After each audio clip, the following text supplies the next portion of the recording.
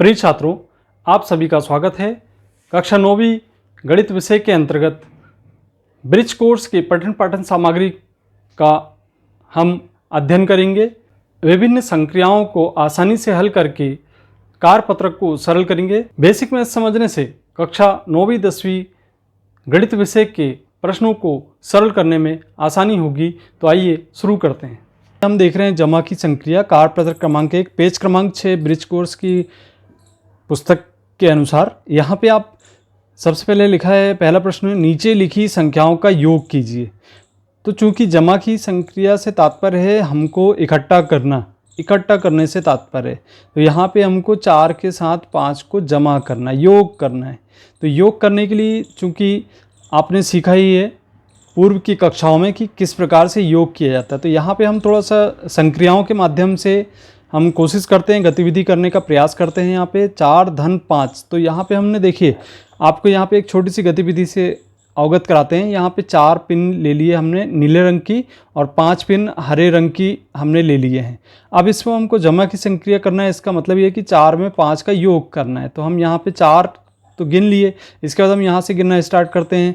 5, 6, 7, 8, 9, तो कुल मिला के यहाँ पे जो पिनों की संख्या है 9 हो गई। आपने देखा कि जमा की संक्रिया आप देख रहे हैं इस तरीके से हो सकती है।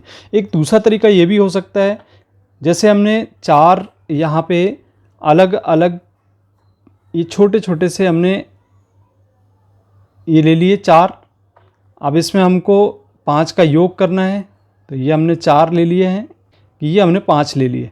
अब देखिए हम इसको जमा कर रहे हैं, इकट्ठा कर रहे हैं। आप कंकर, बटन इत्यादि का प्रयोग करके भी आप इस संक्रिया को कर सकते हैं। आसानी से सीख सकते हैं कि किस प्रकार से योग की संक्रिया होती है। तो यहाँ पे 4 के बाद आप 5, 6, 7, 8 और ये 9, तो कुल आप देख रहे हैं यहाँ पे 4 और 5 का योग करने पर हमें 9 प्राप्त होता है। तो यहाँ पे हम लिख देते हैं 9 आएगा इसका आंसर हल करके। अब इसके बाद 3 में 6 का योग करना है, तो 3 में 6 का योग करेंगे आप, तो वैसे ही करना है जैसे कि आपने 4 में 5 का योग किया था। तो यहाँ पे आप ये 3 ले लें और इसके बाद आप 6 ले लें। तो आप देखते हैं ये 6 ले लिए हमने, ये 3, और यहाँ पे आप देख रहे हैं ये 6। अब इसमें योग करते हैं हम, 3 के बाद आएगा 4, 5, 6, 7, 8 और ये 9। तो 3 में जो 6 का हमने योग किए हैं कुल 9 प्राप्त हो रहा है। इस प्रकार 3 में 6 का योग करने पर हमें 9 मिल गया। आप ऐसे ही अगले प्रश्नों को सॉल्व कर सकते हैं। तो 8 में 7 का योग करते हैं, तो 8 के बाद 9, 10, 11, 12, 13, 14 और 15 आ जाएगा आपको यहाँ पे। तो इसका हल होगा 15। इसी प्रकार से 9 में 5 का योग करते हैं, तो 9 और 5 14 होता है।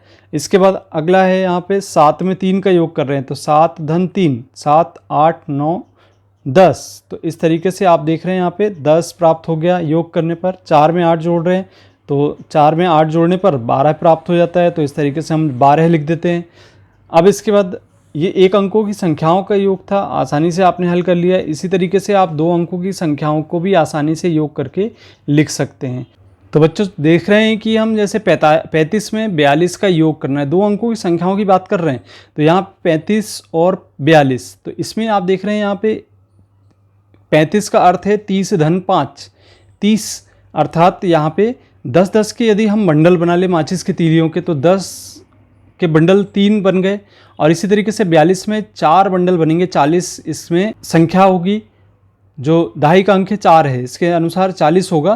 तो यहाँ पे हमने 4 बंडल बना लिए। तो इस प्रकार से आप देख रहे हैं कुल बंडलों की संख्या कितनी होगी, यहाँ पे 7 हो गई। तो इस तरीके से यहाँ पे जो बंडलों की संख्या आपको निकल के आई है वह है 7 के बराबर।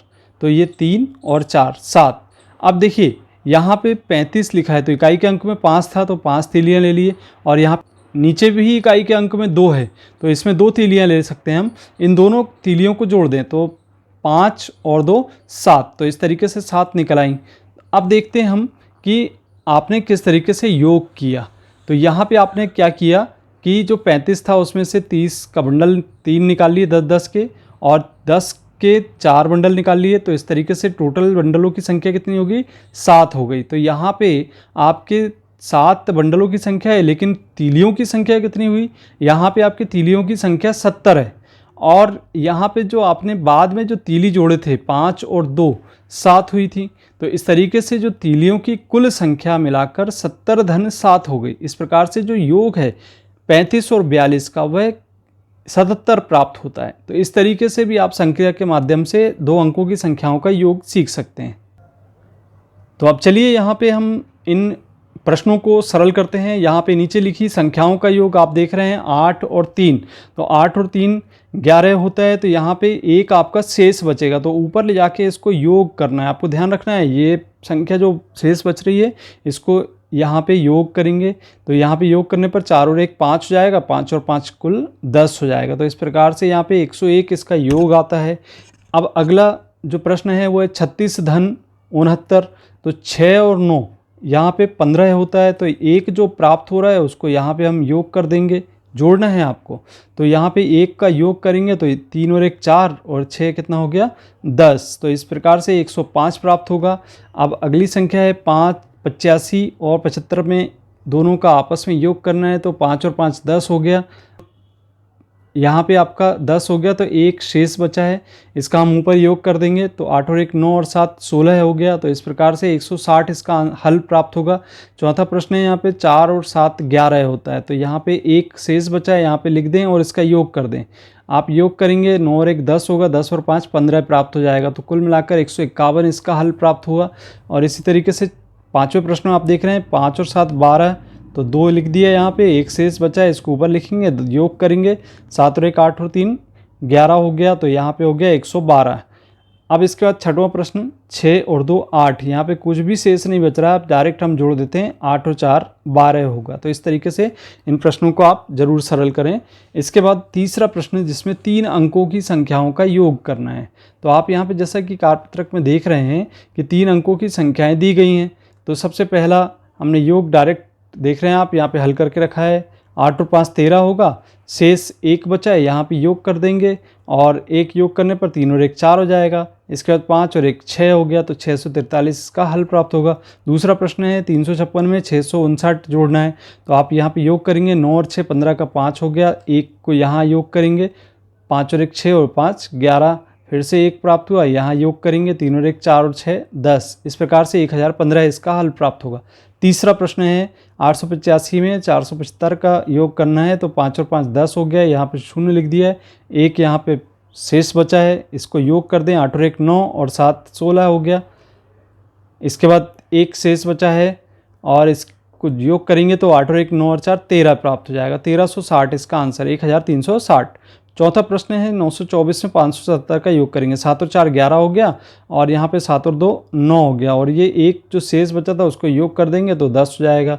यहाँ पे पुनः एक शेष बचा है, 9 और 1 10 और 5 15 है। तो इस प्रकार से 1501 हल प्राप्त होगा। अगला प्रश्न है 175 में 374 का योग करना है। 5 और 4 9 हो गया और इसके बाद 7 और 7 14 हो गया। एक शेष बचा है, योग करेंगे अपन यहाँ पे। 1 और 1 2 और 3 5 हो गया। तो 549। अगला प्रश्न है 436 में 758 योग करना है। तो 8 और 6 14 हो गया, यहाँ एक शेष बचा। 3 और 1 4 5 9 हो गया। इसके बाद यहाँ पे 4 और 7 11 हो गया। तो इस प्रकार से ये 1194 आंसर आएगा।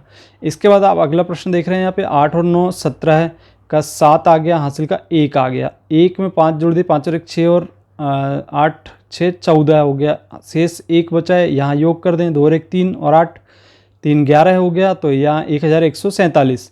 इसके बाद 729 में 975 का योग करना है। तो 9 और 5 14 का 4, हासिल का 1 यहाँ बचा है। 2 और 1 3 और 7 10 हो गया, यहाँ पे 0 आ गया। इसके बाद यहाँ पे एक और बचा है शेष। तो 7 और 1 8 और 9 17 होगा। तो 1704 इसका हल प्राप्त होगा। अगला प्रश्न है 9वें नंबर का। यहाँ पे 454 में 507 का योग करना है। तो 7 और 4 11 हो गया, एक शेष बचा है, यहाँ योग कर दे। 5 और 1 6। इसके बाद आपको यहाँ पे 4 और 5 का योग करना है। तो 9 आ गया। 961 इसका हल होगा। इसके बाद आप देख रहे हैं 7 और 7 14 है और हासिल का 1 बचा है। यहाँ पे 6 और 1 7 6 13 हो गया। 3 लिख दिए, हासिल का 1 बचा है। तो और 1 3 और 5 8 हो गया। तो 834 इसका हल होगा। तो देखा आपने, इस तरीके से कार्यपत्रक एक आप सरल करेंगे।